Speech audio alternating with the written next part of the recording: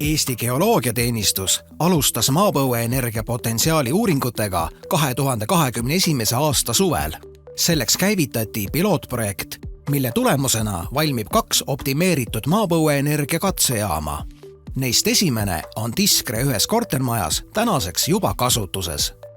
Kuid mis see maapõueenergia üldse on ning kuidas me sellest kasu võiksime saada? Maapõuenergia on kivimitesse salvestunud soojusenergia, mis pärineb maa moodustumisel tekkinud soojuse ülejäägist, radioaktiivsete elementide lagunemisest ning väiksemal määral päikeseenergia salvestumisest maapinda. Sügavuse kasvades tõuseb ka temperatuur ning võimalik toodetava energia hulk. Kui temperatuurid hakkavad jõudma 100 kraadini, siis on võimalik toota ka elektrit. Meie potentsiaalsematel aladel Põhja- ja Kirde-Eestis on temperatuurid 500 meetri sügavusel kuni 17 kraadi, mis välistab elektri tootmise, kuid on piisav soojuse tootmiseks. Senimaani on Eestis maapõueenergiat ammutatud enamjaolt paari meetri sügavuselt läbi horisontaalsete kollektortorude. Maapõuenergia on tõhus ja keskkonnasõbralik, madalate tegevuskuludega ning lühikese tasuvusajaga. Maapõuenergiasüsteemid on üle 2 korra tõhusamad kui tavapärased õhkssoojuspumbad. Fossiilkütustel toodetud elektrit on vaja ainult soojuspumba enda tööks. Maasoojuspumppade müratase on võrreldav kerge vihmasajuga, mis on väiksem kui näiteks õhksoojuspumba. Tiskres alustati puurimisi 2023. aasta augustis ning töö kestis 2 kuud. Nende 2 kuu jooksul käis hommikust õhtuni tihe töö. Platsil oli palju tehnikat ning kuulda oli puurimismüra. Tänaseks on seesama plats korrastatud ning alles on vaid puurauk ise.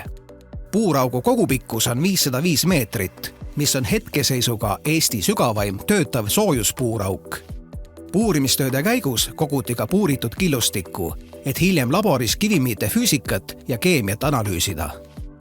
Puurauk läbib erinevaid põhjavee kihte. Et vähendada põhjavee reostumise ohtu, on puurauk settekivimite ulatuses tsementeeritud, mis Tiskre puhul ulatub 160 meetrini. Tsementeerimine ennetab põhjavee kihtide segunemist ning lekete korral kollektortorudes oleva soojakandevedeliku sattumist põhjavette. Et võimalikult täpselt määratleda puuraugus toimuvaid muutuseid, teostati puurimistööde lõppedes puuraugu geofüüsikalisi uuringuid. Meetod kujutab endast sondi langetamist puurauku, mille mõõtmistulemusi analüüsides saab näiteks täpsustada kivimkihtide piire, nende paiknemist, lõhede asukohti, vee liikumist kivimites, arvutada kivimite poorsust ning hinnata ka puuraugu enda tehnilist seisukorda. See info on vajalik, kuna seda saab kasutada teiste asukohtade soojuspotentsiaali esialgseks hindamiseks. Tiskre katsejaama puhul on tegemist kinnise soojussüsteemiga. See tähendab, et soojuse saamiseks on puurauku paigutatud U-kujuline plasttorustik, mis on ühendatud soojuspumbaga. Soojuspumbast liigub soojuskandevedelik U-toru ühest otsast sisse, kus kivimite soojus kandub üle vedelikule, mis liigub U-toru teisest otsast tagasi soojuspumpa. Soojuspumbas eraldatakse maapõuest saadud soojus, mis liigub edasi majapidamistesse. Jahtunud soojuskandevedelik liigub edasi U-torusse ning ring algab otsast peale.